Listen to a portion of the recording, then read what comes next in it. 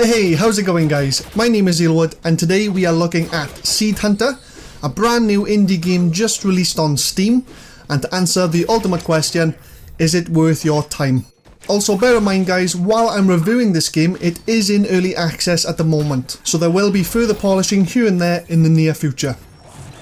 So, Seed Hunter is a single player indie roguelike action platformer where you play as an alien hunter, travelling the universe in search of Cinder. You locate the planet of Earth and have a bit of difficulty dealing with its inhabitants. You'll be taking on enemies of all shapes and sizes, using a huge arsenal of weapons and items, and taking on the very large and very unique bosses.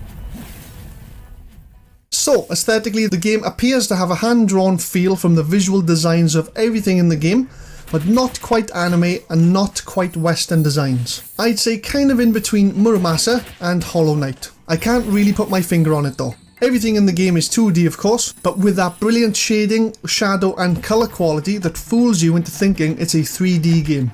Colours used are very vibrant and full of life. Most objects have a dark appearance but with bright borders to give that almost 3D effect. Overall textures and details are very impressive and very high quality. No major lighting effects that interact with scenery, but plenty of effects used for all the different elements, attacks, statuses and hazards in the game. The UI is brilliant, sleek, slender and very pretty.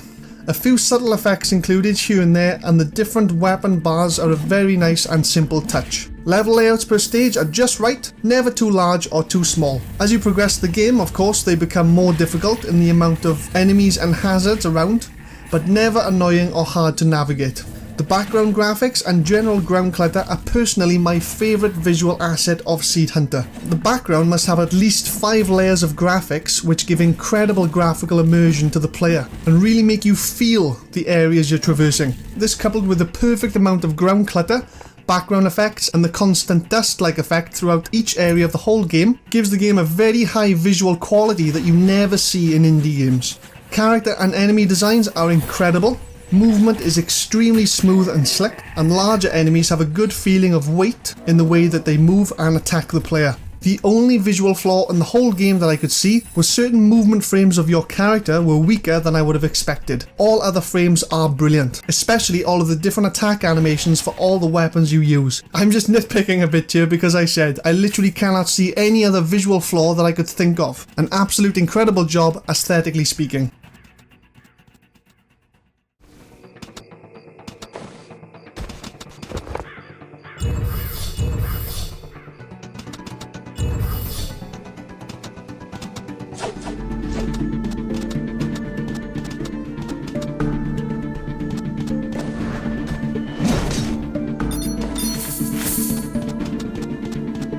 The OSTs in Seed Hunter are actually pretty good. Fully orchestrated soundtracks with a lot of added futuristic sound effects. This, coupled with a subtle main melody and fast-paced background effects, give the whole game a feeling of fast-paced urgency, except with a more stealthy feel to it. Each floor you descend has a completely different mixture of sounds used compared to the previous, but still maintains that subtle urgency feel. Almost like you're playing a timed game and have to beat each stage within a time limit. This fortunately isn't the case, and you can take however long you want, so don't worry. The boss fight soundtracks are similar in design, but with added vocals to pump up the intensity. The opening and base camp soundtracks, however, are the complete opposite and give more of a safe haven feel, similar to how Resident Evil save room tracks compare to everywhere else in the game. As the game is in early access, the soundtracks do repeat over and over once every few minutes, with almost no repeat transition. Just a second of silence before you hear the song repeat again. This is obviously bad.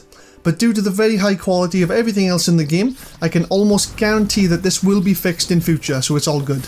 Everything else sound related, like weapon attacks, enemy sounds and general movement sounds of all characters, are very high quality, and a lot of sounds are most likely custom made for the game. There are a few placeholder sound effects here and there when certain enemies die. World of Warcraft. But overall, a very high standard set for everything sound related. Now for the gameplay. So Seed Hunter doesn't have any option for difficulty. It is what it is whether you like it or not, like every good game should be. So when you first start the game, you're given some cutscene text to explain the extremely vague storyline. As I mentioned, you are an alien hunter, travelling the universe in search of Cinder, a resource that appears to drop from enemies upon death. You have been attracted to Earth, a planet in high supply of cinder.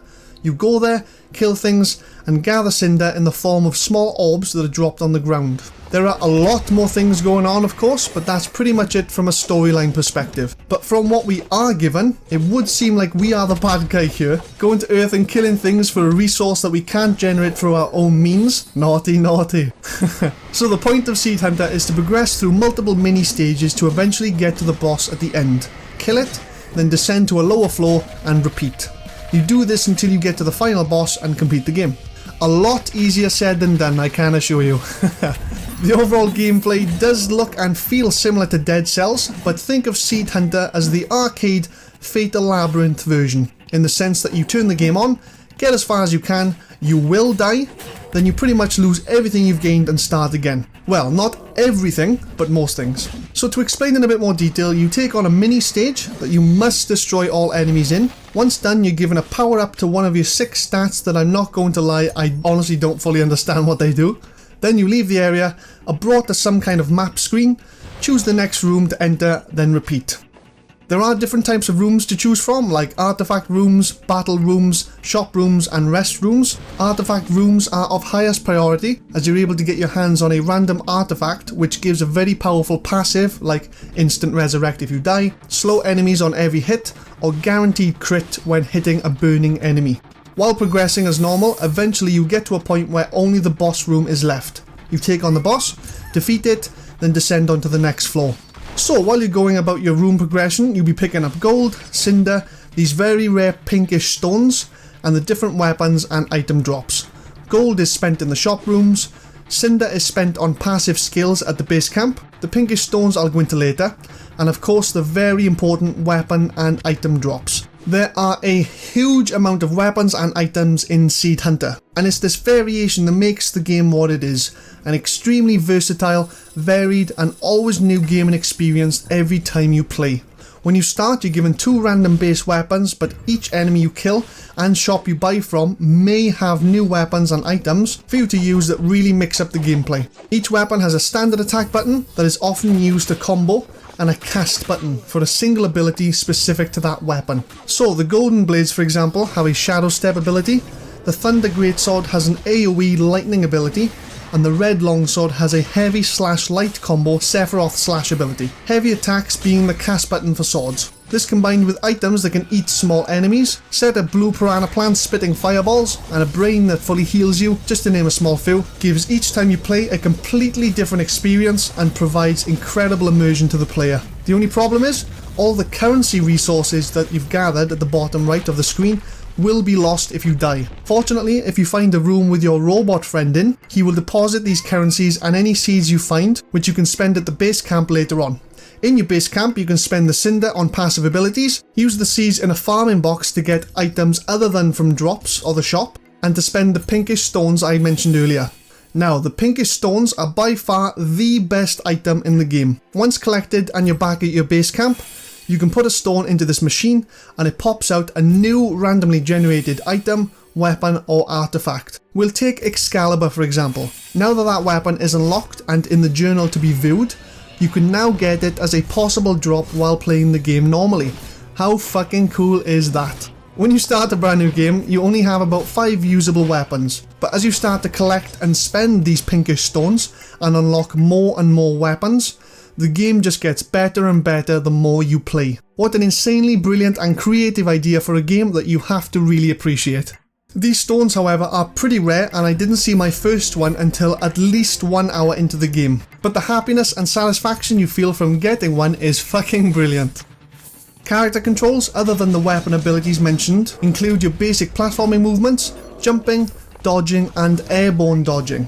Dodging is a big factor in Seed Hunter, as almost every enemy in the game does very high damage to you per hit. This is obviously countered by dodging. You have very generous invincibility frames while dodging, which you're going to need to avoid all the damage coming your way. You do however have stamina bars, so you can't abuse the dodge button, so keep that in mind. It also doesn't help that the high damage that comes with pretty much every enemy attack, they are also very aggressive, especially as you descend to the lower floors. They can be unfair, way too closely grouped together, and I found that some rooms have very unfair spawns of enemies that just shit on you constantly.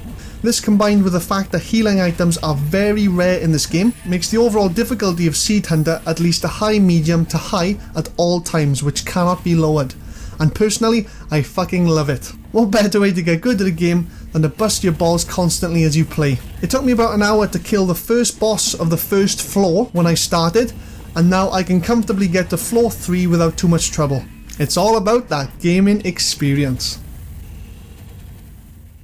So, for the ultimate question, is it worth your time? Seed Hunter is one of the best arcade-like games I've played in a very long time, and is a must-play indie game. Its extremely varied way to play, brilliantly executed RNG mechanics, and very high replayability keeps the immersion flowing constantly and keeps you coming back for more and more. I'm going to give this game a 4.5 star, or 88 out of 100. Seed Hunter has brilliant value for money, very addictive gameplay, and needs a fucking Switch port ASAP. This game on the go would be fucking incredible. I love the huge selection of weapons on offer with each unique ability attached to them. I love how finding a certain artifact can change the way you prioritize your stats and weapon selections completely, making RNG a positive modifier on the way you play the game. The RNG weapon, item and artifact unlock feature with the pinkish stones is an incredible idea, and whoever thought of it deserves a pat on the back. I mentioned earlier that I wasn't too sure what the 6 possible stats to increase do to the actual gameplay, but during the later stages, each weapon can have randomized passives that are activated only if you have a certain level of a certain stat, which is increased at the end of each area. Yet another fucking awesome feature. And finally, the unfair spawns, slightly weak character keyframes, and poorly looping soundtracks are all minor details that could be easily polished out in the future, as the game is still in early access. This includes fixing a few unbalanced game mechanics too. But either way, Seed Hunter overall is a very enjoyable game, competes very well with similar games of its genre, and is definitely on my indie game recommendation list. Well guys, I hope you enjoyed the video.